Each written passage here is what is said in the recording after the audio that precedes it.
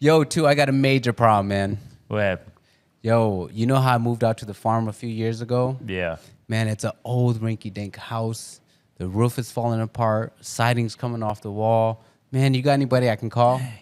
Actually, I know exactly the person for that, for roofing and siding, and they can do your house, residential and commercial work. Really? Yeah, they're called Herizon Builders. They're started by local Hmong guys here in the Twin Cities, and they're your go-to guys. Really? Hmong owned too? Hmong owned, Hmong operated, and bringing value to Hmong people when it comes to reconstruction. Hey, that's awesome, man. Yeah, because this is something I definitely don't want to DIY. All right, so I'll get you the number, Herizon Builders. Yeah, please do. So if you guys have any work that needs to be done on your residential house or commercial building at all, make sure you hit up Herizon Builders.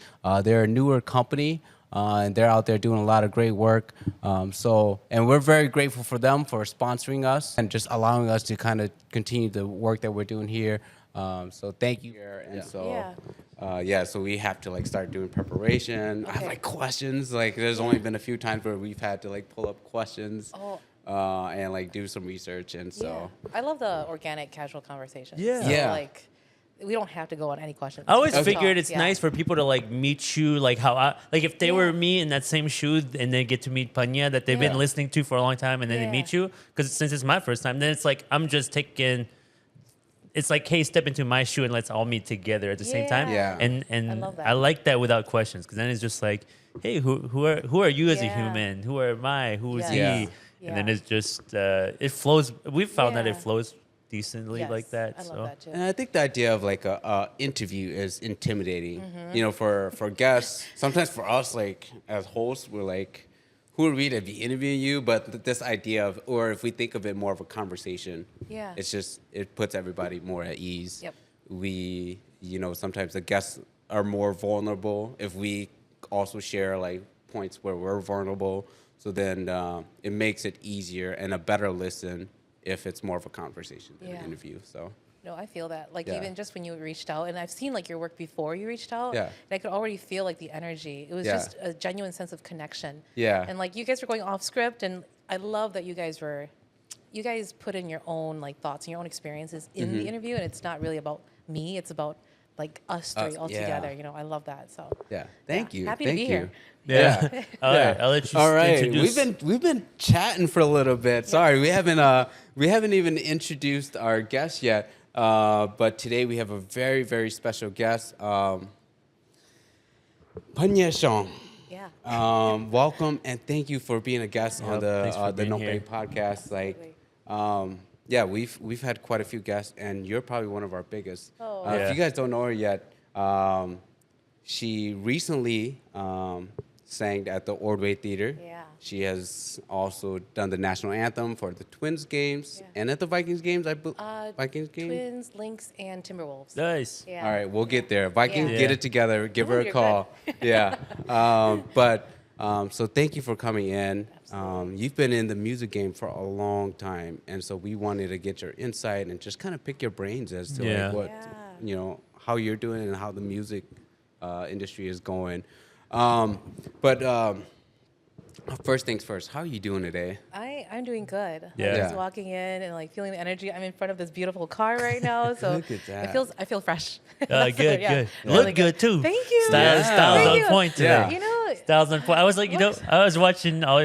So to prep for this, I was just Yeah. watching your music videos, watching some of your Yeah. podcasts. I'm like, damn, she always dressed nice. I'm like, I feel like we always dress like this, and I'm like, we're I feel like- like today we should have dressed nice. okay. because you always come correct. On one day we should just come suited up. Yeah. Well, And this not- would have been the day. Yeah, So. I would love to like, okay. So I've been tapping into like self-love and taking care of myself, and I recognize like when I put on something good, I feel good, right? Yeah. And if you're not conscious about it and you only notice it when it happens, and you're not taking care of that or like really hone in on that, like you kind of fall backwards, right? Yeah. And so I'm interested if you guys ever go into like tuxes and like come and shoot, how that changes. Yeah. Like, the energy of this. That- We podcast. gotta do that for our next episode. Yeah. We should next- just try next different week would be outfit very every impor- time. Yeah. Just different outfits every time. Yeah. But on that same topic, I was looking at your page, and you had one where you talked about just accepting yourself the way you come, So Yeah. that's an opposite side of that, right? Because you're right. Absolutely, I agree that like how you present is exactly how you're gonna feel. Look good, feel good, be good. Yeah. But then I really like that in your Facebook. I saw that you posted where it's like, today I'm keeping it simplistic. Today I'm staying simple, and accept yourself being simple. So talk about that, because they're both important in their own way, right? And how do you balance they're that? kind of opposite, but they're both very key things to value. I think so. If you're talking about content, right, like what I'm putting out there, it depends on what. So if it's an event, like it's gonna be specifically to that event. I'm gonna have to look a certain way. I have to present a certain way, because I'm offering something. So if I want folks to come out to my show, I want to show the stage and I want to look good on that stage, right? But my favorite kind of posts are the ones that are just in the moment. They're organic. They're like, I really need to share this. I really want to share this. I have this belief that, like something that really excites me, there's no good in keeping it to myself at all, because I feel like we each have our own life. Like we each have an individual life. You woke up a certain way today. You woke up a certain way. I woke up a certain way. We all three got to wake up, but it was just, we woke up a certain way. And if I can like give you a little piece of how I woke up, maybe it'll help you in the way you wake up. Right. Like, I don't know what I'm trying to say. I'm just saying like. No, that's beautifully said though, because like, you're 100% right about that. I think it's just, as you're saying that, I'm just thinking like we need to tighten up. We need to, because we are putting on a show. You for are people, putting on, absolutely, as you were saying, and like, that's actually, you're the perfect guest to have where we can dig into by asking you, because you're Pagnia, right? That's who you are now. But you're a performer. You're a singer. You go in front of audiences. You go on the stage at the Ordway. Like, how many people get to do that? And so that's a part of that, I assume, in your mind turns a lot. Like, what do I wear? How do I present? What kind of how do I focus? So here, I have a question. Yeah.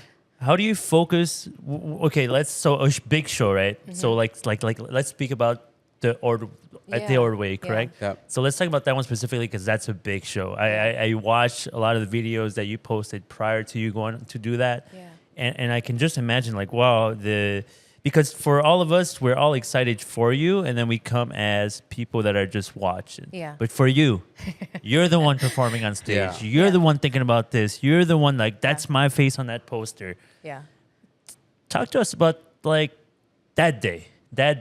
So we don't have to talk about the whole process too, but that day, how you feel, how do you concentrate, what do you tell yourself in here? Like, oh man, I'm about to put it down on a big stage. And I guess to premise this too, you performed at the Ordway Theater in December, correct? Yep, in December. Like, and if you guys aren't from Minnesota, like the Ordway Theater, that's like I don't where know they all do this the opera. history, but it's this is like the most prestigious like performance hall like in Minnesota. Yeah, it's a beautiful venue. Have you guys been inside of it yet? I'm not. I think once when I was very young. Okay. But like this, it's a big deal. But it is iconic. It's downtown St. Paul, right in front of the St. Paul Hotel where the president stays. Like it's Rice Park, and Is this the first time Hmong music was performed there? No, I believe, like I've heard like young Hmong Minnesotan students have performed there before, like with their classes, with their schools. I know there are other artists who have performed on there. The Song Poet was there with Ngo Ka Lia Ya. Oh, so okay, it's here as well too. Really? Okay. Gao Song Vu, she's been on there. as Oh, well okay. too. So they've been okay. Yeah. Sorry, not Gao Song Vu. Gao Song Hu. Mong Hu. Yeah. Okay, so you want me to answer the Yeah, day sorry. of, right? The question, it was just, what's your preparation process, like the mental process of, because I'm nervous thinking about it. I'm nervous thinking about it, and I wasn't you. And I just want to know, like, as an artist who's done it for a long time, are you just, because it's a bigger stage, at that point, are you so confident it's like, okay, we're going to do this again? Or was this one more nerve-wracking? Like, ooh, we got a bigger audience. This one had more coverage. Like, how was that one for you? So this one was very, very unique because I had already been in the Ordway space for 6 weeks before this show happened. So I was in a fellowship, and it was a BIPOC theater, musical theater fellowship. And the Ordway ran this. It's like the first of its kind in the entire nation. And I don't think if I had not been in that program, I probably would not have been comfortable on the Ordway stage. Just knowing like even how to get into the theater, like to find the stage door, right? I'm sure Yeah. like you won't know where the stage door Right. is. It's, Yeah. It is not the front entrance, you know. Yeah. And then also seeing familiar faces, like their security, knowing how to get into the security, like that really helped me set the tone for my team, for my band. Like, hey, you guys will be okay, you know. Like, you know, they're good people, and they're going to take care of us, which is exactly what they did. Yeah. But mentally, I'm trying to think of the moment that I stepped in that on the stage that day. It felt really good. Okay. Okay. Yeah. If that's what you're wondering. I'm Yeah. just It wondering. felt- Yeah, I'm yeah. just curious. It felt really good because Okay. my band was already setting up. My team and I were just coming in, and I wanted to make sure they were okay, that they had gotten set up okay. And like, you know, you Hmong on the stage with their instruments, Yeah. and you're Yeah. you're walking on the stage and you look up, you're like later tonight it's gonna be filled with like Yeah. you Yeah. know. So there's a sense of just feeling very humble. Like, Yeah. what an opportunity, but also like this is what you get to do. Like. Yeah. 更有主动性啊，更差. Like you can be scared, but in a minute you're gonna kill it. You Yeah, know? Like yeah, it's yeah, just, yeah. There's the ebb and flow of emotions in there. So And I'm Yeah. sure for a performance of that magnitude, there's so much that goes behind the scene. Yeah. And there's so much prep work. Like you Yeah. guys probably did. I'm guessing had a few different sound checks, a few different Yeah. like practice performances, Yeah. right? Yeah. Like this was 6 months in the preparation. yes, yeah, because I saw like advertisement in the summertime, and I in think August. that was Yeah. And so the beauty of this was that the Ordway took care of like half of everything, you know? So having the stage production in the back, making sure like even the ticket people, right? Yeah. Ticket handling and everything. Like they Yeah. took care of that. And so the Goye, I made sure that I just showed up to do my job Yeah. Okay. and bring my band and my team. And same with your band. They just had to come in with the instruments and plug in like Yes. that easy. Yeah. That's Yeah. awesome. It- Yeah, that's awesome. was- Because big stars sometimes like with the big stars like for example when I used to work St. Paul Fire, I used to walk the hallways. I Yeah. walked the hallways for Katy Perry, Lady Gaga, and Billie Eilish. Okay. So I was working their concert, but because I was Yeah. firefighting, I had the chance to walk through everything. Yeah. And like. Just the amount of equipment they brought with Yeah. them. Yeah, obviously they're like mega pop stars, right? Right. Yeah. But still, I'm like, even at a small level, it's like, how much do you have to prepare? Because it's great that you tell me that the Ordway for you guys it was just show up, be Yep. there, plug in, and it's ready to go. Yeah. Because with some, it's like, oh no, we also have to bring our own speakers, we have to bring our own Yes. audio, we have to bring our own lights. Right. You know, so it's cool to know that Ordway kind of set it up Yeah. that way Yeah. to make it They're- easier on y'all. Yeah, their concert hall, it was intentionally like, it's really for acoustic artists. So like Yes. the less amount of instruments you have, like this set up just specifically to highlight individual Right. like instruments. Like it's meant to just, it doesn't Yeah. need to be big, so big and grand, you know? So Yeah. it was beautiful. yeah. Yeah. So And- it felt good. And, yeah. It felt good. Felt solid. How long was the? The show? Yeah. It was an hour and a half, so 7:30 Okay. to 9. Yeah. Yeah. And And you've been doing this for a long time, and like I want to take a step back because like I want to get into like Yeah, the yeah. origins Yeah. of Yeah, it. yeah. We got into it, We which is should- great usually we because like, start- we're super usually we excited. start Yeah, here. yeah. No, but like you've been doing this for a long time. Going back to the Kong and Shu days, and I think Yeah. Kong is still with you today, right? Yes, yep, Kong and Shu. Actually, Yeah, Shu was okay. on stage with me at the Ordway, and then Yeah. Kong was actually in the back Okay. doing visuals. Yeah. Yeah, because those guys were like, I remember I was in high school because they were doing the chat. Yeah. Yep. Art festivals Yep. and stuff. Yeah. And you were in Wausau at the time, I'm guessing. I probably was in Eau Claire, probably. Oh, okay. Yeah, okay. yep. No, I'm it's sorry. okay. Yeah. I'm sorry. Yeah, almost okay. the same thing. Yeah. Yeah. So talk about like those earlier days because Yeah. you're in your mid 30s. Yep. And you want to get that right. No. Yeah. So I don't want to age Being you. generous there. yeah, I'm in my late 30s now. Okay, yeah, okay, late okay. 30s. Yeah. Okay, so- Yeah. 30s nonetheless. 30s. 3 zeros still. We're still in that Yeah, decade. yeah, we're in the Still in the 30s. decade, yeah. Yeah. Sorry. No, it's good. But like, yeah, you've been doing this. Like, what inspired you to like even get into music? Oh. Like early on. So I have to go back and like take you guys to Eau Claire, Yeah. like, Okay. Eau Claire, Wisconsin. So I started singing when I was 10, and it would not have happened if. So one of the I believe he is the first city councilman, like Hmong city councilman in the entire nation. Yeah. Joby Xiong, he was one of my uncles, I would say a distant uncle. That he had this brilliant idea to bring in a music director who was retired, and he's like in his at that time probably 60s, 70s. To us, he's a grandpa. Yeah. And his sons and his kids were like, hey, to all the Hmong kids, like, come join us, you know, Really? like, you guys want to just hang out? We're going to sing in this choir, right? And at that time, I didn't know anything about music. I just knew that if you can get an audition in your elementary class, like music class, then you're really talented, right? Yeah. And I remember auditioning and never getting anything.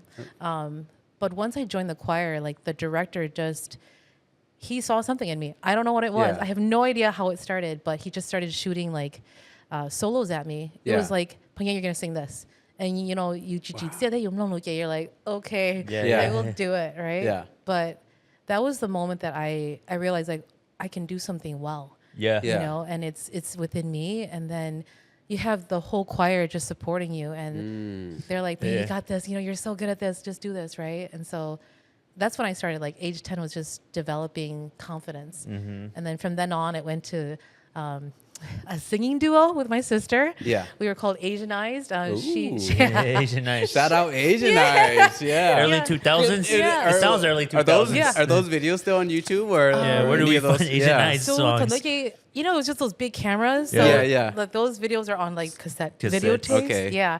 But she and I just had a reunion the other day. And so it was actually really emotional. We sung like Yeah. Kota from White Shadows. Do you guys know White Shadows? I've heard of them. Heard I was of like them. in Oh my middle gosh. school. Yeah, yeah. You guys, okay. Like White- all of the like Oh, older friends listen to it. Yeah. Yes. Hmong band from the early yeah, 2000s. yeah. Or late 90s, maybe even. White they're- Shadows. So they were so big at that time Yep. for Yeah. me and my sister. We were Asianized, and just the other day, she's from LA, and so Okay. we were together, and I'm like, we have two mics right here. Can we just, you know, like reconnect, like Yeah. reunite Asianized? Yeah. She's like, fine, we'll do it, right? Yeah.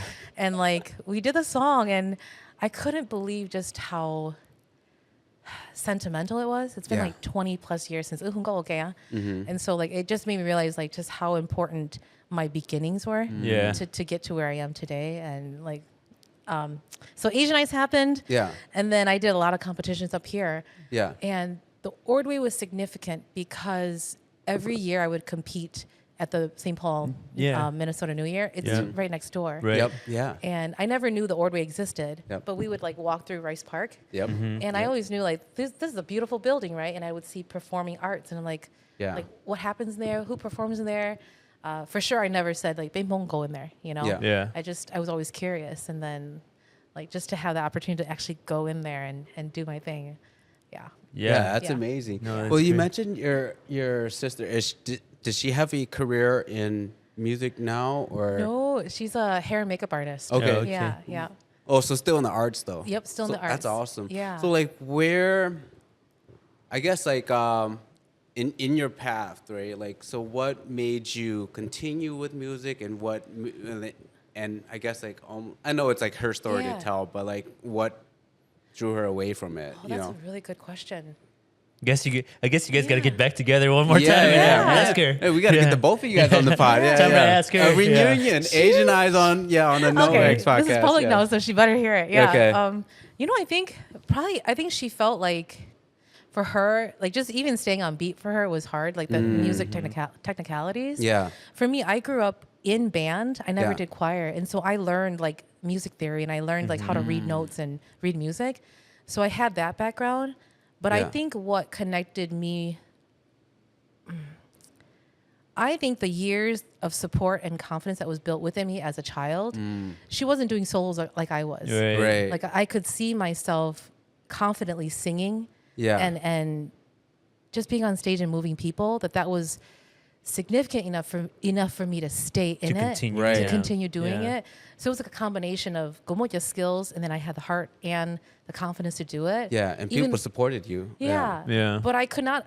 I've never actually articulated that until now. Like to realize, like, oh, I did have the foundation, like the building blocks already. I just didn't know that was actually what was keeping me to keep doing it. Yeah. Yeah. Because that's super like super important. It yeah. is. Yeah. It is. Because like I always say, like I have no musical rhythm. I have no, like I don't dance. I don't sing. I don't perform at all. Yeah. But like my daughter, I have a daughter. She's 5 now, and she's Yeah. like really wants to get into it, and I don't even know where to even begin. Yeah. And so I've been asking some of my more musically inclined friends, like, where do I even start? Like, how do Yeah. I get her involved if this is something she wants to try out? So thank you for sharing that. Absolutely. Yeah, it's super cool. I think when we listen to music, if you're not in the arts and you don't study it, you never really break it down. Yeah. Sometimes you're even like unaware of like the tempo of like the beat that you're listening to. You're Yeah. just like the song. Yeah. It just sounds good. There's the lyrics, the drums, whatever, something about it you Yeah. like,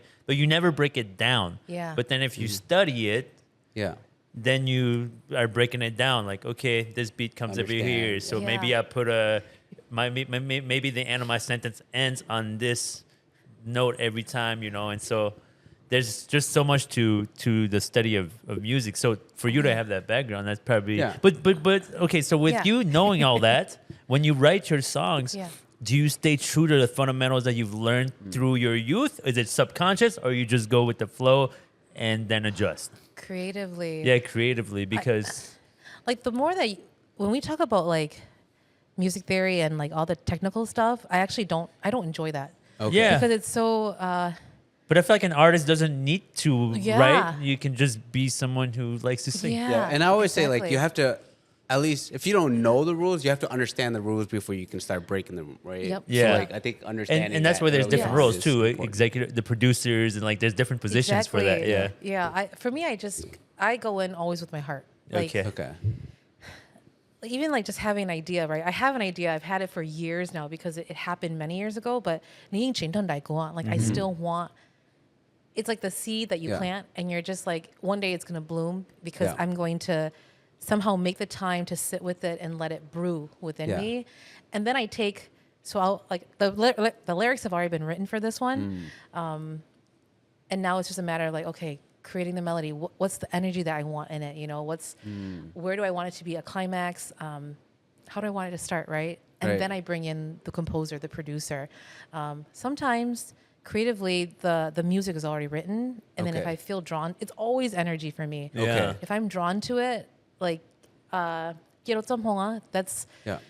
that's off of my second album, and my brother actually had the piano instrument. He had written Yeah. it already for probably a couple years. He just played it one day, and I'm like, this feels like I have to put Yeah. something on this, and we just did it. And I had my lyrics. He had his song. We just played it, and I just flowed with it. He flowed Yeah. with it, and like I just got the chills. Like Yeah. this is supposed to works. This happen. is a song. Yeah. Yeah. It's like Goshiyu. Like they just like we just came and Yeah. like married them together, and we never changed anything. We didn't change much about it. Nice. It was just organic. Is everybody in the family here into music? Because you everyone just is. now Yeah, you it brought sounds like a talented now you brought in family. your Yeah. brother. Yeah. Now you brought Yeah. in your brother into Okay. it Yeah. too. Like Yeah. everyone's So is so everybody talented. Yeah, like music in the family? I like to say, I like to say that, oh man, I think I was supposed to be a singer, and I was supposed to be born into this family. Okay. Like I was supposed to be given these gifts. I have Yeah. so 6 siblings, and they're all artistically like gifted. Yeah. One of them, he's an IT guy, so I don't know if he's considered Yeah. artistic, but I love him. He's a big support system. Yeah. But the younger brother, he's a piano player. He composes. He did my last album as well too. My oldest sister, she writes for me. Like Yeah. we write together. The one in LA, she's a hair and makeup artist. Yeah. I have a photographer in my family, and then I have a pastry chef in my family. Yeah. Yeah. So Yeah. all artists. That's yeah. awesome. Yeah, that's Yeah. great. So That's cool. coming from a family that's so involved in the arts. Yeah. How did your parents, were they receptive of you guys Because going the into arts the is, arts? Because you always hear about like Asian Arts parents, in the Hmong Hmong culture, family. yeah, it's Yeah. until you've proven it, I feel like it's always maybe like not Until you bring home yeah, a until wad you- of cash. until you Right? Your prove parents are it. like, what are you Until doing? you prove it, yeah. I have lots of stories. And share what My- you want. Like, I don't want you Yeah. to, feel like you have to share anything Of too course. intimate. Yeah. My parents for sure. Like when I was 18 and we can go to college, right? Like Yeah. that was the moment that my parents were like, we know you've been singing for 8 years. You keep doing this, you keep competing, and you want to do it, but you're not going in that direction. Like you're going to go to college, and like I got into a great school.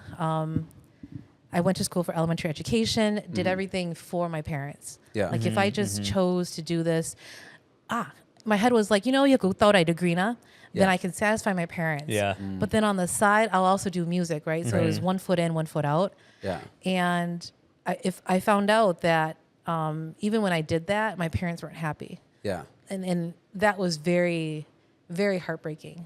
There were relatives that were like, hey, you can't do music and teach at the same time. No school's going to hire you. And so that was like a major breaking point for me. Like, recently I found out I through meditation that like I had betrayed my 18-year-old self, like you know, and like I realized just how much our parents want us to succeed and excel. Yeah. But at what cost, and a lot of it was, I had to break my own heart many, many times to do what I love. But I'd have to say that it wasn't until like 2015. So I had already been singing for how many years? Many, many years. That my dad was finally like, he came to one of my shows at St. Thomas here in the Twin Cities here. And he noticed like, oh, wow, people like you. He's people like, enjoy your sounds. Yeah. He's like, oh, I'm like, yes, Dad, they do. They do. Yeah. But the order was pretty special because they knew that I was preparing for this big show, and they knew how big it was. And like, right? They don't say words. They buy you cars or gifts, right? And I didn't want anything from my parents. I just wanted them to show up and like be in this space. Yeah. And they called me 3 different times to say like, but we want to help you financially. We want to help you with something. And like, okay, Mom. First time, like, that's fine. And then just move on with my life. Second time, like, okay, they're getting more serious. And then third time, they're like, we want to help with wardrobe. We're going to give you money for wardrobe. What do you want? What do you need, right? And so the red dress that I had was custom made by Her. And it was the most expensive piece, but the most beautiful piece. And they're like, we're going to get you that. So it was just... I mean, you showed out great. I wasn't there, but I did see a lot of the videos that all of our friends that we know that attended. And I mean, you glammed up hard on that stage. I watched, I was like, wow. I said, thank you. Dang, that's really awesome. I had an amazing stylist who just believed in like the vision and in the whole concert. And like, I learned that wardrobe, like how you show up, right? It amplifies and elevates the experience and also like my spirit as well too. Yeah. So that's important. We gotta start dressing. No. I mean, I would say for me, it's like working out is how I get that. Yeah. But you can add both together. Right? You could work out, feel good, mentally, physically, like yourself, and then also dress nice, and then that's like double the power. Exactly. Yeah. And so, would you say that St. Thomas performance was kind of the turnaround for your father? I think so. Because he's not very vocal in that way.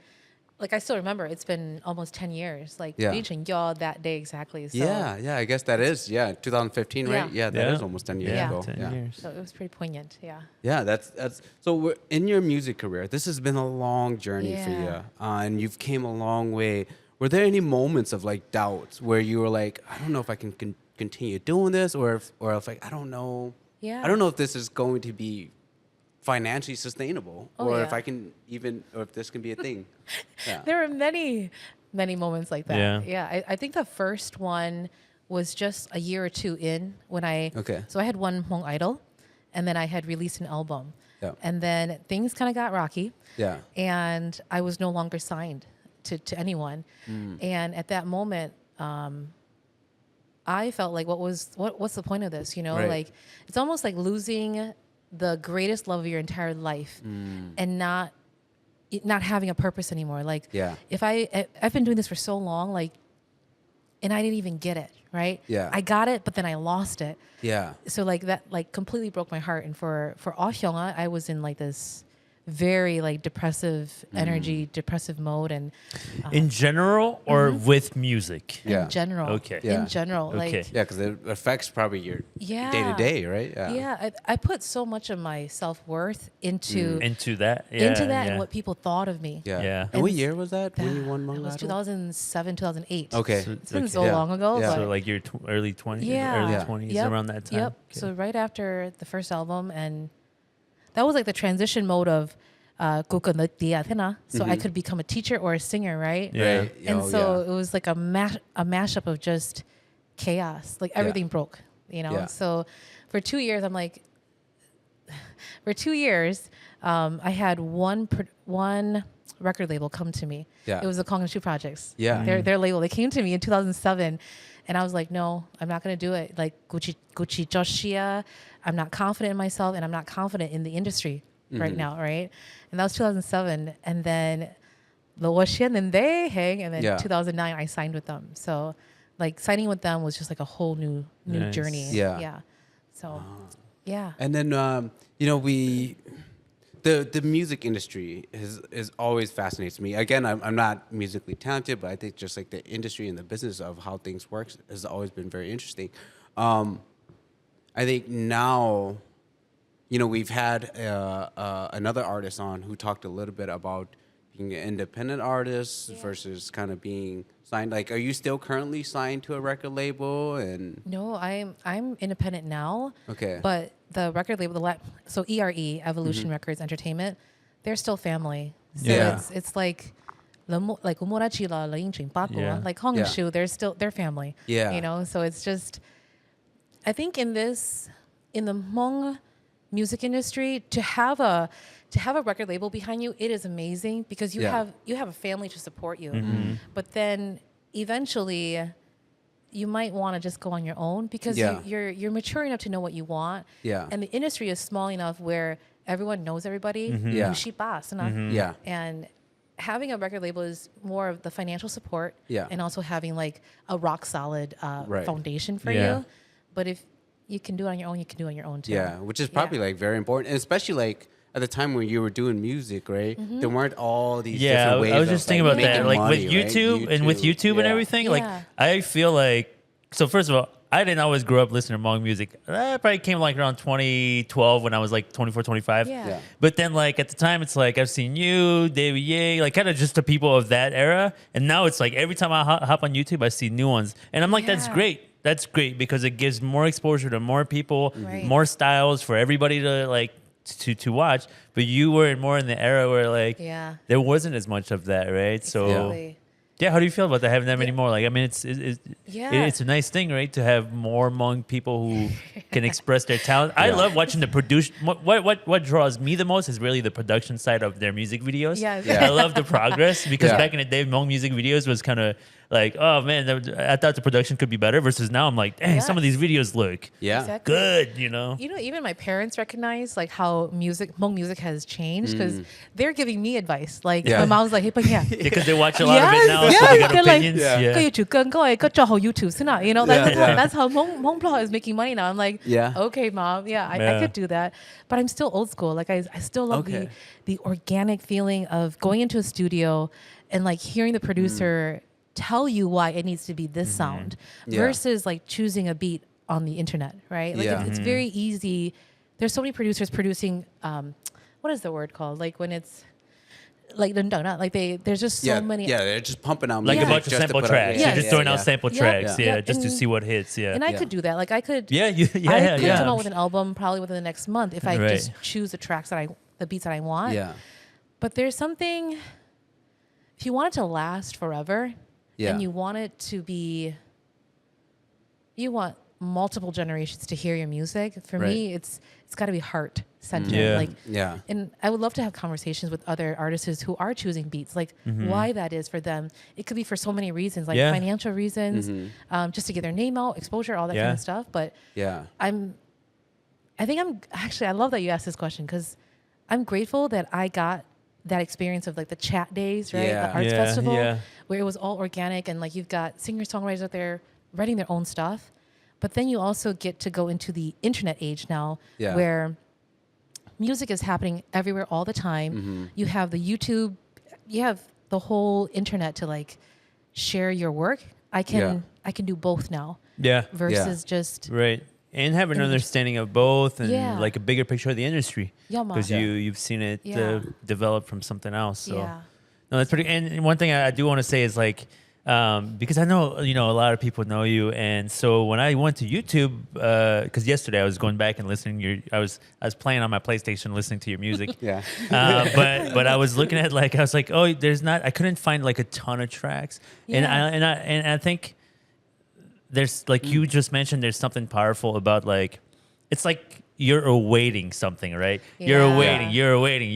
Oh, Pagnia Xiong track just dropped. Everybody tunes in to listen. But when you drop a ton, it becomes it's diluted a little bit, right? Yeah. So I agree. so I like that you say that, because it's like not just I'm guessing for you too, because I'm sure you probably have tracks on reserves that are sitting there that you like. Do I release this?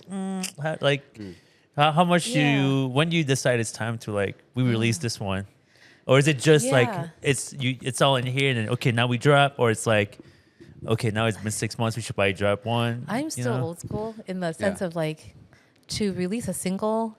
I'm still like do I want to release a single or do I want to release a full album, right? Yeah. And I'm still I like that. I still like the full album feel. Full albums. It's like a big celebration, like you're back. You know? And you have a whole chunk of time to like release everything and honor the entire production versus Ishanko that only lives for like indos na. Also too like these past, so my last album was 2016, so it's been 8 years. It's been a while. And I've learned so much, and so much has changed in our community too. That I think it's a gift that I waited 8 years because there's a lot that I can say now. The fact that we are talking about like mental health and Hmong men are talking about it too. Like, so for example, there's a song on my last album and it's called Altituna, and it was the one song that I wanted to perform the most at the Ordway show because it was about intergenerational trauma, and it's a story about me and my dad, but it's called Altitu.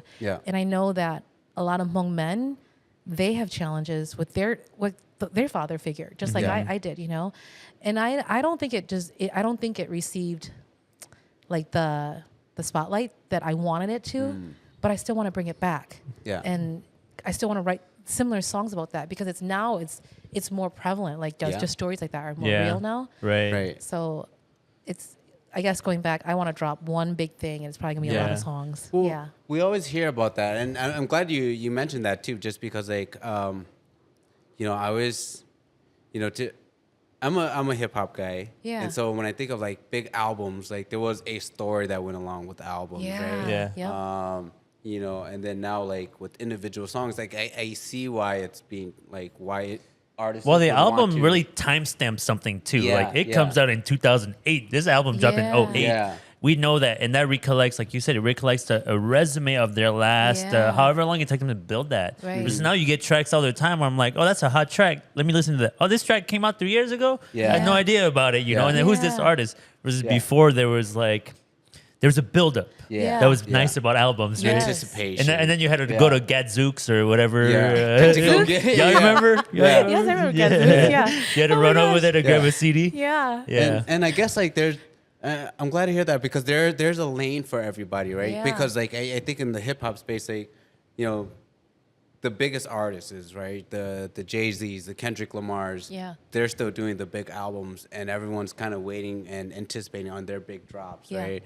Versus where you have a guy that drops every day and every week, and it's not. There's no right or wrong way to do it, and everybody to each his own. But I'm so glad to hear that there's still like an artist. Maybe I'm just old school, but that values that production. But we like to value. know about you, so it's nice. Like we want to know and because we accept them, because we've had a couple other Hmong artists in here too, and we ask it. We're not artists, so we're not asking from the point where we want to judge anything. We just want to know, like, what do you do? How do you approach your art, right? And that's the interesting part of learning about you singers is like. First of all, it's a very creative outlet, and then it's like, okay, well, how do you use your creativity? How does your creative side come to you? Because it comes to everyone differently. Yeah, it comes differently. So I think the word community keeps coming up, like as you were asking that. I'm now in this space where I recognize that my tosutona in the beginning, it was definitely about like, hey, I'm gonna get out there because I want to go into mainstream. It was about reaching some goal that would look really good, right? But now that I've had a lot more time in the Hmong music industry, and then also meeting, when you are, as a public figure, I meet so many unique people from so many different backgrounds that is like le jaranenga and what they stand for. Yeah. And so when I think about what I'm doing now, it's no longer about like reaching some mainstream level. Yeah. It's about how do I best serve my community? And I just had this thought the other day. I'm like, why was I born Hmong?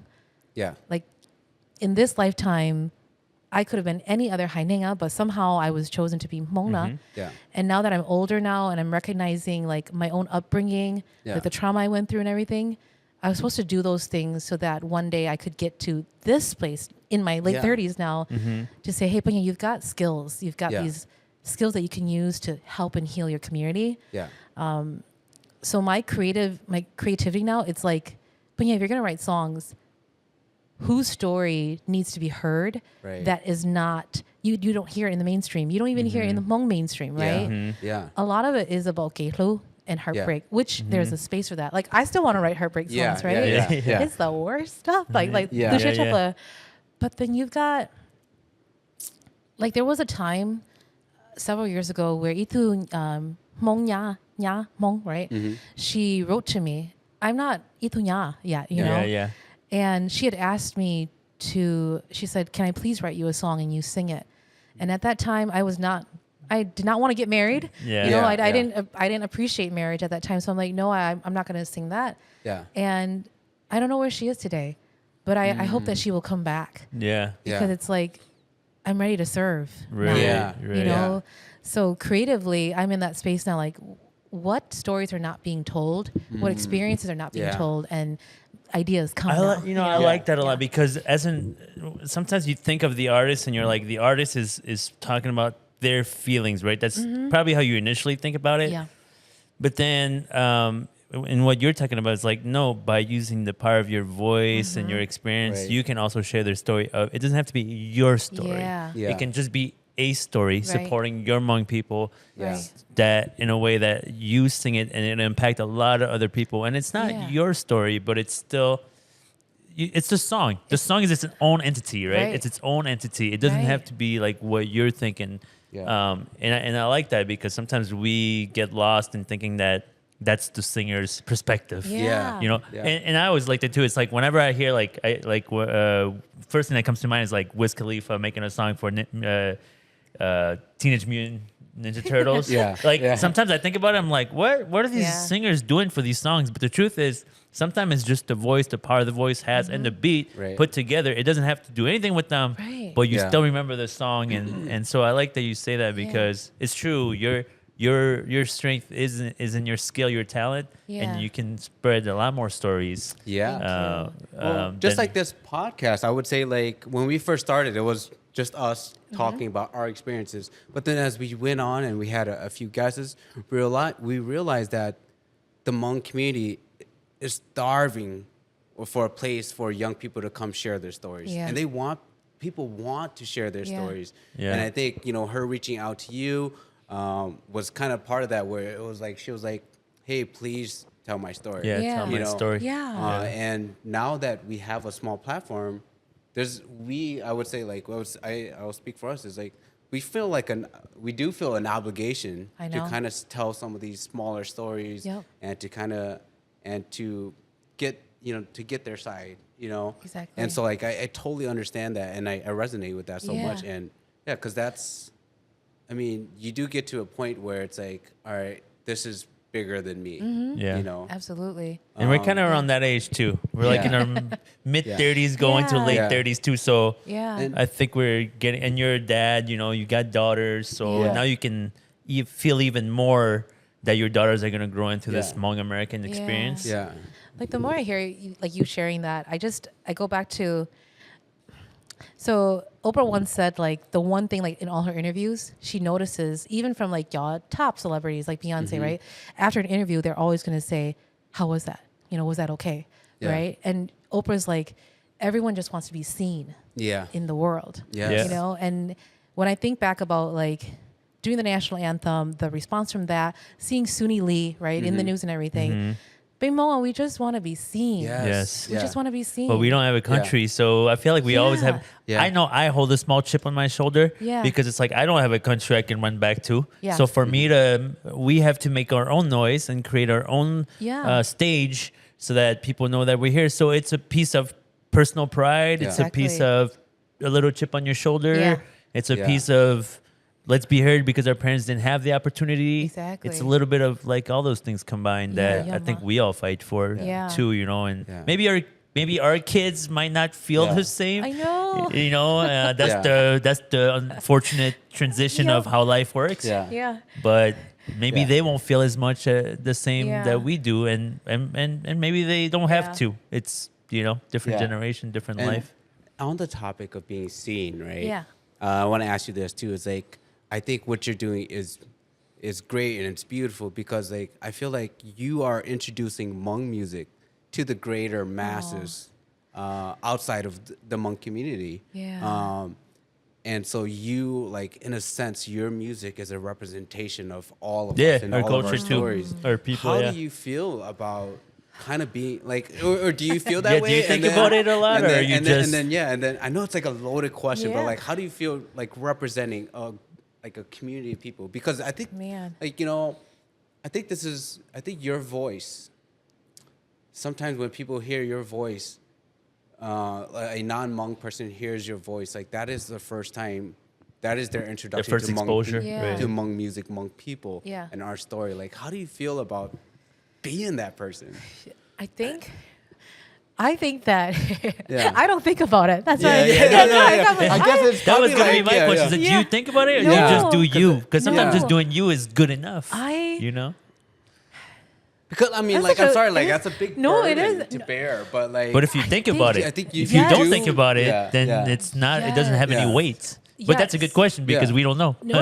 we want to know. That's a great Yeah. question. I think that question comes from if you were me, yeah, then that's what you would be thinking about. yeah,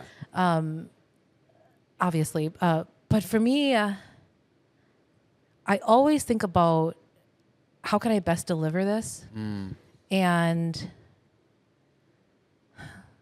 well, like Yeah. we always say, like the best thing you can do to represent yourself and your community is just to put your best foot forward. Yeah, Exactly. just do you. Right. Yeah. Yeah. Yeah. And No. like I think sometimes people put this unfair weight on Yeah. us to represent our community. Like you just did? Yeah. no. I'm sorry. No, It's a good No, question, I- though. No, it's a good question. It It's a good is. I question. do wonder because I like I listen to your music and then like all these great platforms you're doing the national anthem. Yeah, well, that's the We're thing, in like- these non-traditional Hmong spaces. Yeah. So then there's that you're introducing essentially Hmong music to. I see what you mean. I mean, know what that I would- mean? I know what you mean. That would Yeah. cross my mind. So, Like when you sing the that's national anthem, huge, people you know? that are at the Twins game are gonna be like, "What? Who's that singing the anthem?" Yeah. Because I Yeah. do that when I go to a game and I don't know that person. I'm like, "Let me Yeah. see who this What's person her is." Quick. story, you know? So maybe if you think about it, that Sorry. would be No, pressure. no. That would be Yeah, I didn't pressure. mean But to maybe put if that you out. don't No. think about Yeah. it, then it's not pressure. I'm with you. It's actually it's not pressure unless I have to think about it. Yeah. But I'm trying to think about my first national anthem performance, which was at the Twins game, and walking through the space. Right, even Yeah. though I wasn't singing a Hmong song, I was showing up as a Hmong person, and the vision that I have is walking through the gates, right? And Yeah. where all the fans are coming through now to Muzhou in their seats. And I had to show up a certain way because again, kunya, right? Yeah. What I was wearing was all white. It was a jumpsuit, Yep. and I was not in like casual business wear. It was a formal piece in Yeah. a way. And I could feel the way people were looking at me. Yeah. Even though they didn't know who I was, they didn't know I was singing the national anthem. I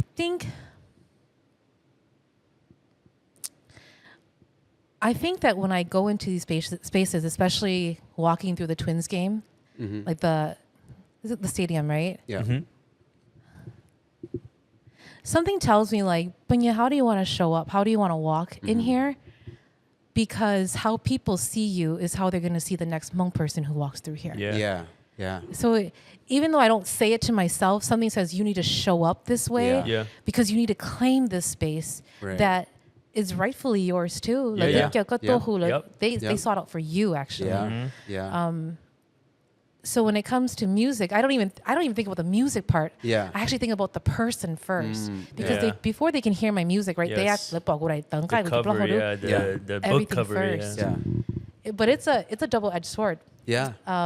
I've had people say to me, "You weren't Hmong enough at the Twins game." Really? Yes. Peng and I were just talking about this before, where, and it's not about the being Hmong enough, but it's just about like the criticism of like when you put yourself out there. We were talking about this before you got here because I never read our YouTube comments, and the other day I did. I don't either. And then it affected me, and I realized that it did, and I'm like, Peng, do you read our comments? And Peng's like, yeah, sometimes. That's why. And I'm like, it's a double-edged sword. You want to hear it because you're still creating a product. Yep. Yeah. But then you don't want to hear it because sometimes maybe at that time, that day, it just impacts you and it was unwarranted and not needed because maybe you were feeling just fine. Then you read it and you're like, oh, crap, now it's in my head. You've been in the spotlight a lot longer. We're not in the spotlight, but you've been in there for a while. And so you just talked about like the criticism of like someone saying like, hey, it's not Hmong enough. How do you first of all she's up there representing us. Get it? But like, has that been a challenging part of like also being an artist in the Hmong community? Because I'll say it I'm not speaking for you, I'm speaking for myself. But Hmong community is they love you, but sometimes they, like all people, will criticize as well. Like, how is that? Is that a thing that you even pay attention to? And I guess when you were saying that, someone had asked me a similar question before, and I didn't realize that this was going to come out. But I had said, you would not have asked me to be here today if you wouldn't know this Pagnia Xiong if I didn't stay the path, like stay true to who I am. Yes, that's true. And no one would want to know. No one would be asking or like even watching me if I wasn't true to myself. You would not be watching me. Like I would not be doing what I'm doing. I wouldn't be in the scene. I wouldn't be like trying to do something different for myself, right? I didn't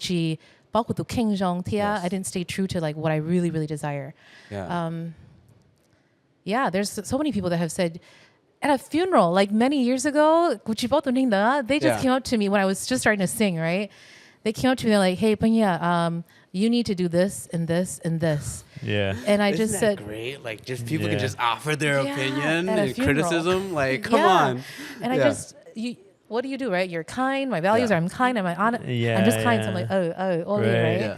And you take it with a grain of salt and you realize, you know what?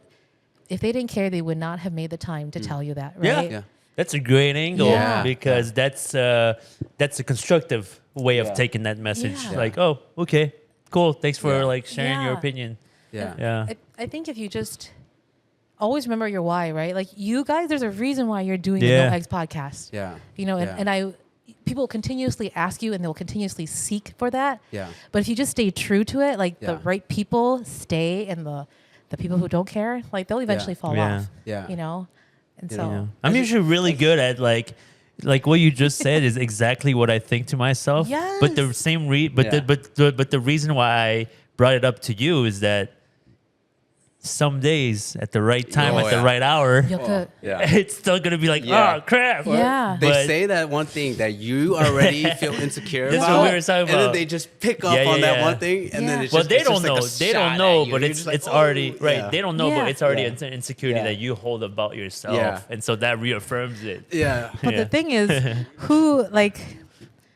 But they don't know you too, so it's like, who cares? I guess the thing is, I mean, I'm not trying to be like. Sometimes you have to say to yourself, who's saying it, right? Like sometimes I do this. If someone says a comment, I will actually something that is uneasy. I'm like, okay, I'll click on you. And I'll say, who are you? And most of the time they have like no picture. Or it's like a goofy name. You know already, like, okay, they're not in my industry. They don't have a podcast, right? Like Yeah. So No, I Yeah. do that all the time. Anytime there's a negative comment, I'll click on it, and it's usually just a picture of a dog or a picture of a game chicken, and I'm just like, oh, it doesn't matter. Yeah. You know. Yeah. But you know, as we're speaking about this, I'm just drawing a parallel to our conversation with Chef Ye, because we had Chef Ye on, and now that I think about it, I mean, because he did something similar where he was introducing Hmong food to the world or into a non-Hmong audience. Yeah. And he spoke a lot about the criticism that he has received about that. And so I'm just like kind of drawing a parallel where you're kind of doing something similar with Hmong music, and you're introducing that into a non-Hmong space. And his criticism was, your food isn't Hmong enough. You know, and I think about what you just said about how It's not Hmong enough. yeah, where it's like, But how is this what do they not? mean by that though? How is Like, this how do you make it And more I hear- Hmong? Yeah, and then I hear you speak Hmong, and I hear Chef Ye speak Hmong. I'm like, wow, you guys are. Yeah, you can speak more Hmong than you ever have on this podcast. You know, I love that you brought that up because we are. You guys, Bay Hmong ah. Yeah. Bay Hmong Hmong is Hmong, yeah. All the way to the bone. Hmong is To Hmong. the All the bone way marrow. to the bone. It's Yeah. just that we each have a unique journey. Like earlier, with that Bay Ilek, we woke up, right? But we Yeah. all woke up differently. Yeah. But Bay Hmong Ton Tia, Yeah. it doesn't matter how you execute it, Yeah. as long as you do it your way. Yeah. Because I believe this. Like, if you have an idea, it's meant to be yours. Like, it came to you. Yeah. You know, like, why you, right? And so it's your job to bring it to life. Chef Yavang, like this baby of his, whatever he's creating, that's his idea. It's his journey, right? And so if Hmong people who want to see us thrive, if they can just see that at the essence of who we are, like of what we're doing, we're Hmong. Like, I could just erase Lalu, like Hmong, and just say I'm an American music artist, right? Yeah. I'm an Asian American music artist, right? But there is something prideful about using the word Hmong, Yeah. you know, and we don't have to choose Hmong. Yeah, Right. yeah. Like, yes, I get it. Berai Tengkai says Hmong, but Right. we don't have to. So just go on the ride with us. Yeah. Yeah. Appreciate it. Yeah. Love it. Yeah. No, you're so right, because Yeah. at the end of the day, we're given this talent, and it is our responsibility to deliver it to the world and not, you know, be held down to like other people's criticisms. Right. You know, and so this is our gift to the world, Exactly. and you know, it would be a shame if somebody didn't, you know, if somebody so talented such as yourself was held down or stopped by that. Thank you. And so, yeah, Yeah. I'm sorry. No, it's okay. I just opened a whole can of worms. No, I think here. I loved it. But as I'm listening to us talk too, I think like, man, why do we think so much about what others people think about us in the Hmong community? But I think it also prefaces the notion that in the Hmong community, the save face, you know, that's a real thing. That because we're having a discussion, in our culture, it's pretty prevalent. Yeah. Like, we grew up with it, we understand that it exists. And so when we talk about it here, as I'm listening to you two talk, I'm like, why are we talking about this so much? But it's a real thing that in our culture, maybe in other cultures, it's not as prevalent of a thing. But in our culture, I mean, it's so prevalent that we have a name for it. Yeah. Save face. You Yeah. know, Pongimo, we've put a name to it because Yeah. that's how prevalent it exists. Yeah. And so, in a way, for me, I feel like it's also our job to say, hey, it does exist. We can recognize it, but hey, guys, it's all good. You can just do your own thing. Some people are gonna hate on you. Some people are gonna like you. But that's kind of the way, and that's what we were talking about earlier. That's kind of the way it is, even just in regular life. Yes. Right. Yep. Some people will like you. Some people will see you, Pagnia, Asian girl, sing the national anthem and say, "What's this Asian girl doing singing the national anthem?" Right. And then some will say, "Man, awesome, minority singing national anthem." So. You never win. You never win. You win some, you lose some. Yeah. That's why you just do you. You Then. just do you, You just do exactly.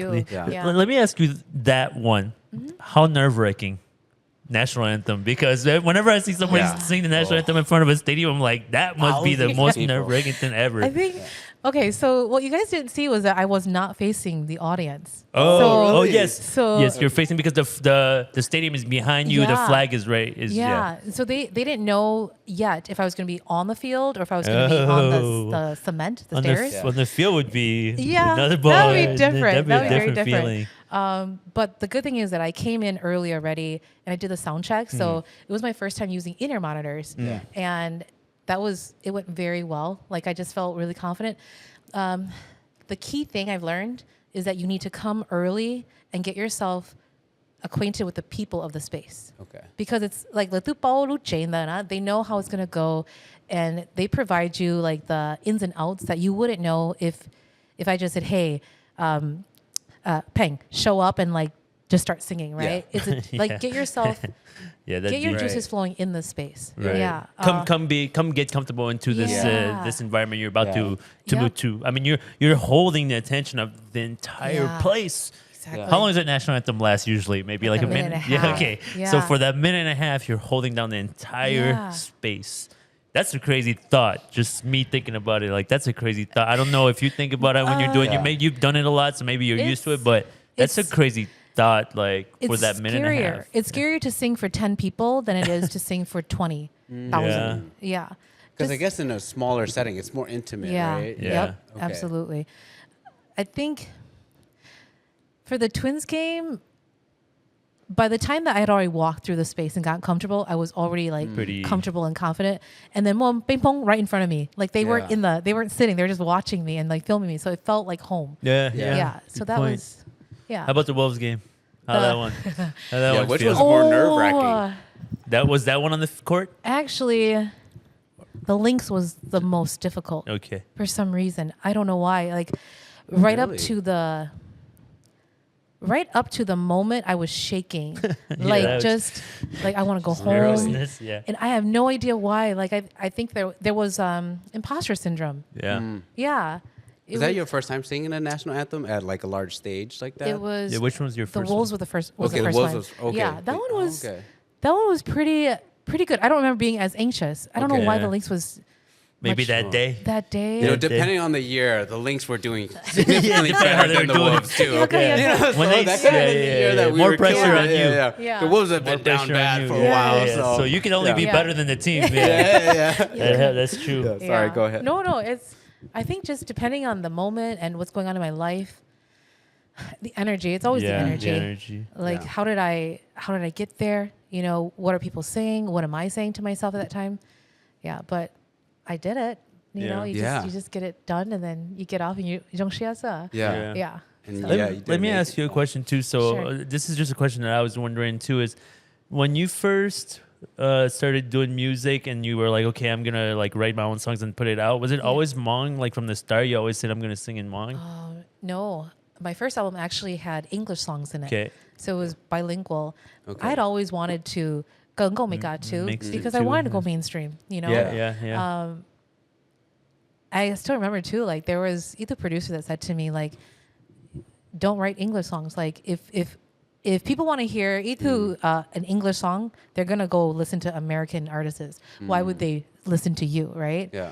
And to me, it's like that is so backwards. Yeah, You yeah, know, that's yeah. so backwards now. I would love to write an English song. Yeah. Yeah.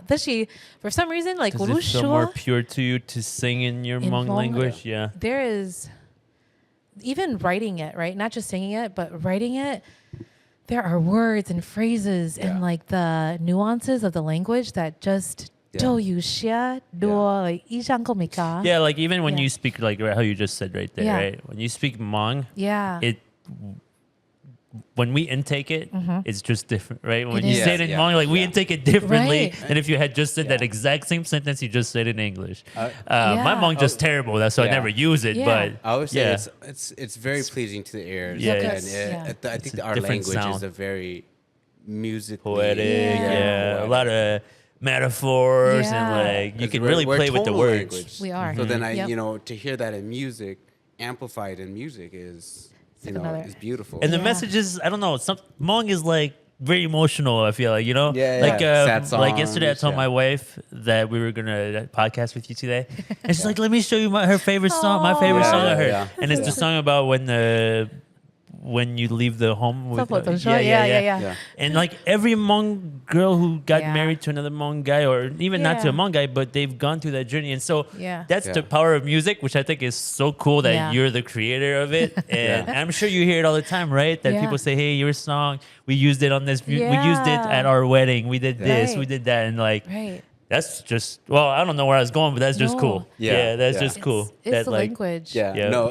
Immediately once our wives found out that we were podcasting with you, they were like, "Make sure you guys get it together. Don't bomb this one." Yeah. You know. Sweet. So, No, I've had wives say that to me before Yeah. too. Like Yeah. like their husbands actually like. I had a wife who didn't know my music, and her husband told her, Yeah. "You need to like take care of like yourself," you know. Yeah. So I get it. Yeah, I Yeah. appreciate the love. Yeah. Yeah. I think like the language. I had something to say. Have you guys ever? Do you guys meditate at all? only when I'm super stressed. Okay. Then yes, I will Yeah. use it in to my just own slow way. my brain. In Yeah, your own when way? I'm with the bees. Okay. when I'm Yeah. working my animals. I had never experienced meditation this way until there were like either Hmong person who did it in Hmongna to meditate in Hmongna. Oh. Like it was remarkable. Like just absolutely, like it took me like back home, like Yeah. that far. So I understand like the power of our language. It's just Oh. so significant. So yeah, 100%. yeah, Yeah. Musically, like, where do you go from here? I feel like you've Yeah. done so many do I go great from here? things. You know, it's interesting that you asked that. I'm actually really excited because, like, after the Ordway, I discovered my greater purpose is to serve my community more intentionally, and so like the next projects, that's the main goal now. Okay. Like it's not about, yeah, it'd be great to like still do more mainstream things, but I think that there's still so much pain and trauma in our community that's not being addressed. Yeah. That I'm mature enough to understand what's going on, Yeah. that I can use music to support, right? Like not everyone can afford Yeah. therapy. Not Yeah. everyone wants to see a therapist, you know?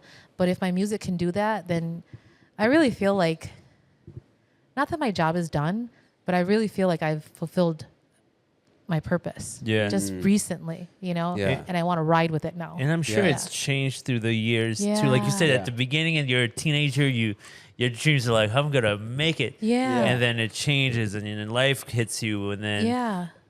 So yeah, I mean, yeah, that's cool. It's cool to hear that this is now where you to see your relationship with music as of today, Yeah. or where it sits today. Yeah. Because I'm Yeah. sure it wasn't always the same. And, No. and it probably, I'm sure you yourself probably battled with it too. Like, where do I Absolutely. take this Yeah. music? What do I do with it? Y- Do I ride Yeah. off this wave and really try to ride it hard? Do I Yeah. just, you know? If I end up doing what I'm doing right now and it gets me a Grammy, that's beautiful. Yeah. It's beautiful. But as the key is just that as long as I stay true to myself and like keep doing what I want to do in this world, like go中xia在 whatever comes to me. I've actually never dreamt of getting a Grammy. Like Yeah. it does not excite me for some reason. Yeah. And I think because what I do is deeper than a Grammy. Right. Yeah. Mhm. I don't know Absolutely. what it is. Yeah. Absolutely. Yeah. Well, so. like I said, I think you're speaking to all of us when Hmong people. Yeah. And so, yeah, I had something else I wanted to ask, but I'm Oh. trying to think of I do have this what to I was say. going to Sure. ask here. We're in the beginning of the year. I just thought this was like really cool. In the beginning of the year, we did a live show, and we were asked like who our dream guest and dream collaboration was, and we said you. And so Yes. it is crazy to Yeah, have it you is in front of us crazy. now. You guys. And sitting next to you and podcasting, and kind of hearing your story Yeah. and talking. We to you. love this part of meeting people, Yeah, though, yeah. because it's like I told Peng yesterday. I was about to ask him, "Hey, you nervous to talk to her?"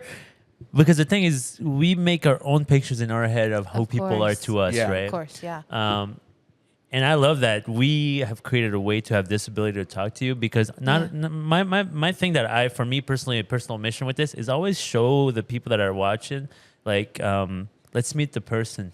Yeah. Let's meet the person, Mhm. because Yeah. we all see the artist. We Right. all know that. Yeah. We know that person, however that person's song has affected our lives, that's how we see them. Right. Yeah. But this is a way where like we can just kind of we know that those accolades come with, Yes. and Yeah. those are always the talking points. Yeah. Yeah. But let's also talk about just like, hey, like, how do you feel about this when you do this, when you do that? Yeah. And I think for me, it's always to show to like a young Hmong person or any Hmong person for that matter that like to achieve whatever each of our guests achieves, they also have personal battles. It's Yeah. also hard, right? It's not just Absolutely. like this person just grew up, boom, Yeah. became like all of a sudden biggest hit. Like, no, it's not like that Yeah. at all. It's never that the same simple. for Yeah. everyone. We Yep. all, sure, this is our strength, but here's what it comes with. It comes with a little sprinkle of this, a little sprinkle of that. So Yeah. it's like the journey is hard for everyone.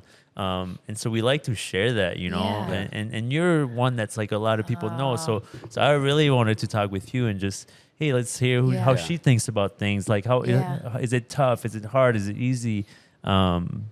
So yeah, No, I don't love know where that. it's going with that, but This yeah. is actually how I like to communicate. Yeah, Like, no, Okay, see, yeah, like, yeah. like when I'm out, if I'm at a conference, yeah, we could talk about like the conference topic, but Yeah. if we can just get down to like, hey, how's it going at home? You know, Yeah. like Yeah. Coach Boko, and then Yeah. she like, what's your favorite food? And like, let's talk about why it's our favorite food, Yeah. right? Like, this is how I like to connect. So Yeah. Yeah. yeah. I'm glad to Not hear that. just- Well, okay. So another thing that came up. I'm sorry. No. Maybe I'm just a weirdo, right? But I think we see each other at like some family events here and there. I have to ask you, like, where? At Yankee and Durley's thing. Yes. Yes. So, Oh my God, my favorite people. And we talked about this on the live. Was Yeah. like, okay, if I see like, how do I approach? Yeah. I guess somebody. I don't know. Like, Yeah. you know, like In general, is that what you're Yeah, saying? yeah. And it's always kind of weird. Like, I don't want to be like Yeah. super fanboying. Like, I do love your music, but it's also like, how does one approach Like not me, but like just other someone celebrities or yeah, public figures. yeah. 'Cause It's a think- small community. We all see each Yeah. other in different and various places. I think you're the tuneng. Yeah. Yeah. Yeah, because that's even true. even I have to be like, oh, do I want to reach out to like if I see another Yeah. public figure, what is I'm all about energy. Yeah. So if I feel like they're ignoring me too, then I'm like, oh, it's okay. You know, Yeah, it's okay. yeah, We don't need to connect, right? But if you feel drawn to them, I Yeah. would just go up to them. Yeah. You guys are very like down to earth, like Yeah.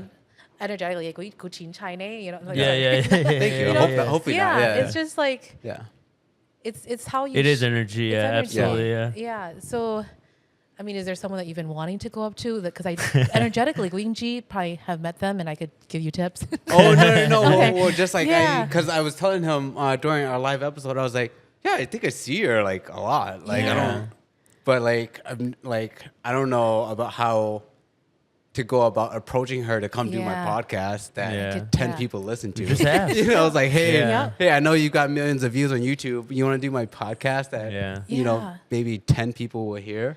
But, yeah. But I don't know. It was just like a No. weird thing, and it was just it's like what are those rules of engagement, right? I think rules our of community is so small that we're all still seeking platforms, like unique Yeah. platforms. And Yeah. podcasting is still so new in Yeah. the Hmong community that I think the guests you guys have had on, like they're exemplary. Like they're Yeah. really good guests Yeah. to be on here. And Ina, number one is Lo Sa, right? Yeah. Like that's why they want to be on a podcast, right? Mm-hmm. It's still new to the community. So if you're looking for like guests to come on the podcast, Yeah. I would look for who's doing things in the community Yeah. for the community, who's actually out there actively Yeah. doing things. And I bet they're more likely to say, yeah, I want to Yeah. come say more about what I'm doing. Yeah. You know, like Yeah. a purpose beyond their fame, Yeah. their own projects. Yeah. Yeah. Hopefully that makes sense. Yeah, no, Yeah. no, it Yeah. does. It does. Yeah. Yeah, I'm just always curious about that. yeah, because like I don't know. Yeah. Like I said, I think I'm just socially awkward, but I'm No. always like weird about like How do you know Yankee and Shirley? they're related to my wife. Oh, And that's, so that's right. Yeah. yeah, so Yeah. yeah, me and Okay. Yankee, I love them. I Yes. love them so much. They're Yes, I love them some too. of the best people in the world. Yes, you know, So absolutely. anytime, yeah. Yeah, Shirley But- just wrote to me. She's like, Emerson, they're Oh, yeah? my nephew. Yeah. Yeah. Emerson wants more music videos. So Oh really? Yeah, Oh, I just thought. Were you there at his birthday? Okay, No. sorry, really family. Okay, we're getting No, into it. I was Yeah, out. I was yeah. out. Sorry, I was Yeah. out. Yeah. But yeah, Peg, they're the best people. Do we want to go into for this Okay. podcast? We asked like, hey, what are some things you guys want to know Fan from you, question. right? Ah, yeah. So Yeah, we it's like a just new decided segment. we'd Okay. just pick like I'd pick 2. Okay. So sorry if we don't pick you guys' questions because you guys left us a few. Yeah. But I think I'll just pick 2 of them, random. And then you can pick 2 of them and we can just ask. And we don't have to go super drawn on into them, Okay. but at least we Yeah. can answer Sure. them. Yeah. Because they Yeah. want to know. They Okay. asked. Yeah. All right. You So, have a fan question? yeah, we'll just Okay. pick a random one. I think this one's kind of good. And yeah, I this don't is know. a new segment where I Yeah. don't know how to pronounce this name, so I'm not going to butcher it. But the question is just, I've always wanted to know more about her work-life balance, as well as how she makes time for how you make time yeah, for because yourself. you're a grinder. You're Yeah, because you're always busy. at- So yeah. how do you make time for Between social yourself? media And how do you and- balance Work life. working and just You know, like, being Pagnia? oh, that's a great question. Well, sleep is a priority. Sleep is really important for Yeah. me. The Ordway show, I thought that I was going to get like 3 to 4 hours like a night planning this for 6 months, but it was consistently like 7, 8 hours Nice. every day. And so sleep is a priority. I make sure I get in my sleep. And then I have like the typical 9 to 5 schedule, but I'm doing me. I'm doing my music. I'm doing my professional work. And then I've got nieces and nephew to love. I've got sisters to love. And Family will always keep you grounded, huh? So, yeah, it's always family. Like Yeah. if Yeah. I wouldn't be here without them. Yeah. Yeah. Are you good at and obviously as we get older we become better at this, but through the years have you really figured out a way for you to filter out like, okay, now it's like disconnect time? Like time to disconnect from Yes. just things that are like being Yeah. proactive, right? Because we Yeah. all, I think Hmong people, especially the ones who are really motivated, we sometimes just become lost in this capitalist like grind. Yeah. So have you gotten much better That's now right. at just being like, let's disconnect and let's just Yes. like, who cares? I'll Yeah. just live. Daily on a daily purpose or on my daily schedule, it's always how I start my day and how I end my day. Those are like the 2 most significant parts of my day for me, I would say. So morning, I always have to get some kind of like physical activity in, exercise. And then nighttime, my night routine is like all for me. So Yeah. like winding down, skincare, and then like getting into bed. Like that's like my treat for myself. Yeah. But something that I've been doing for the past 7 weeks now is a daily check-in with myself, so I stay grounded. And it's like 5 minutes. I get excited because it's me becoming like my own best friend. Do you do it when the day starts or do you do it at the end of the day? I do it whenever I remember. Okay. Yeah. Yeah. And That's the hard part. Remembering to do Yeah. it, right? Usually Especially on a Take care of busy day, ourselves. yeah. Usually it's by the afternoon. Like, Okay. oh yeah, like it's long enough. You can like take some time out and like get a walk in, you know? So yeah, those are ways that I would say like to balance my life. For That's- yourself. Yeah, for myself. For yourself. Awesome. Yeah. Yeah. That's something I need to Got work another on one for there? sure. I did, but I realized we covered this. We covered this during the podcast where I was just talking about your parents and were they receptive towards towards you going into the entertainment industry.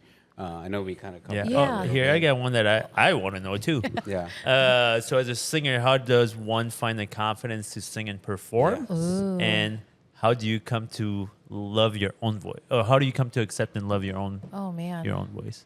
So first So, part yeah, is how do you find the confidence the to sing and confidence? perform? Yeah. I think everyone always says this. Confidence is a muscle. You have to keep like strengthening it. You have to do the work to build the confidence. And so the work is actually showing up consistently, getting on that stage, taking opportunities that if you see an open mic, go. Yeah. Like make yourself go, because the more you sit back, the more you'll just dream about it. You'll never do it. And that's how I built my confidence. I just kept going to that choir, right? Yeah. And showing up, and then my directors kept seeing me show up. I kept getting those solos. Yeah. The same thing, competitions. A new competition comes up, just go. Yeah. Even if you don't win, just go, right? Yeah. And every little like brick nut, it builds your walkway, like your path. And I think so- that's an beautiful message for people who are out there who are just thinking of all these things. It's like talk to talk or walk to Yeah. walk or whatever, however it's said. But that's a nice message because that's the truth, right? In all things is you can think about it a million times Yeah. all day long, 24/7, and nothing will happen until the day that you go. And like you said, your confidence comes from doing it once. Ooh, I messed up. Yep. Ooh, and then also I'm assuming for you, because you've performed many times, it's also understanding your feeling leading up Yeah. to it and be like, oh, I've been nervous before, Exactly. so I know that this is normal. Yeah. I'm nervous this time, or accepting that. Well, I usually get nervous like right about 5 minutes before I go on Exactly. stage, and just knowing your own Yeah. yourself, but through reps. Exactly. Like, So- like you just won't know until you do it. Yeah, exactly. Yeah. Simple as that. Exactly. Simple, but to the Yeah. point. You won't know until you Yeah. do it, and so Yeah. Yep. dive right in. Yeah. That's awesome. Well, thank you. And where can people find Yeah, your where do we music? find more Yeah. about you? I'm on YouTube. I'm on all the digital streaming platforms. That's Okay. where all my music is now. I'm most active on Facebook and Instagram, and I have pagniaxiong.com. That website will be revamped pretty soon here, so there's gonna be a lot more New content. songs, new albums, maybe some Oh, hard yeah. dates, soft dates, anything. Soft- People this year is the year of creation. Okay. Okay. So it's like Perfect. personal like development, and then also like just creativity. Nice. Yeah. Amazing. So Fiona, Nice. expect something. Well, don't Yeah. overwork yourself, but Thank you. we look forward to Thank you. whatever you come to, and I'll let Payne close off. Okay. But for me, it's just huge thank you. You know, like I said, you're probably one of the guests of all the people that I felt a little bit most nervous about. I'm Aw. like, and I know that like. There's one song where I always remember you from is the one where you guys did the Hmong collaboration Oh, with yes. everybody, Yeah, Hmong and that one Hmong. I've always listened to that one for a long Yeah. time, and so that, I think that's where I first got introduced to Yeah. who you are, and so I like what you're doing. I think you come out, like I said, glammed up, but it's cool. It makes it very powerful. It makes it memorable. Thank you. And when I watch it, I'm like, rock on. That's power right there, and I appreciate that. I like that, and it's exemplary for other girls who might be coming up, little Thank girls you. who look up to it, and so I feel like I could keep going forever. But No. just thank you for your time Thank you this so morning much too. for Thank coming. you. Yeah. Yeah. I just wanted to say thank you. Sorry about some of the weird No, questions. no worries. It's Yeah. a conversation, Yeah. remember? Yeah, good. I'm just like in my head now because I'm just reflecting on it. Like, Yeah. oh, maybe I should ask that. But yeah, thank you. And again, we said you were one of our, you were our dream collab and our dream Aw, guest. that's And crazy. I don't know where we go from here. To be honest with you, Yeah. I think we can just be done with the podcast No. and end Yeah. it. No. Because we've done, we Good job. kind of reached the pinnacle. Yeah. Thank you, And thank guys. you for coming and taking time out of your day to come and do this. And I hope you had fun too. Absolutely. Yeah. Tu and I, we work hard to try to be. To not put any Inviting. unwanted pressure on you, No. we never want to set a trap. Yeah. Like, hey, No, come no, in, no. and I then feel we like talk I about just different did, things. like- No, Yeah, no, yeah. not at Yeah, all. yeah. No, Yeah. this was really a joy. Yeah. It's really rare. From all the interviews I get to do, like it's really rare to just speak with Hmong men Yeah. at this level. You Yeah. know, we're sitting at the same level. We're just where we're at in our lives, Yeah. right? Mm-hmm. And so I'm seeking for these opportunities now. Just to Okay. connect. Well, with my y'all com- heard that. Y'all All heard that. right, With all my right. Careful community. what you ask for. Yeah, yeah. and That's awesome. I would love to hear more about like the Hmong men experience, and Okay. just Mm-hmm. what they're going through. And so I love that we started off talking about mental health right away in Yeah. the beginning. So Yeah. so I'm so grateful for this. Yeah. Thank you so much Well, for having thanks. me. Yeah. Thank All right, you. everybody. Yes. Till the next podcast. Yes. Thanks for tuning Bye. in. Thank you.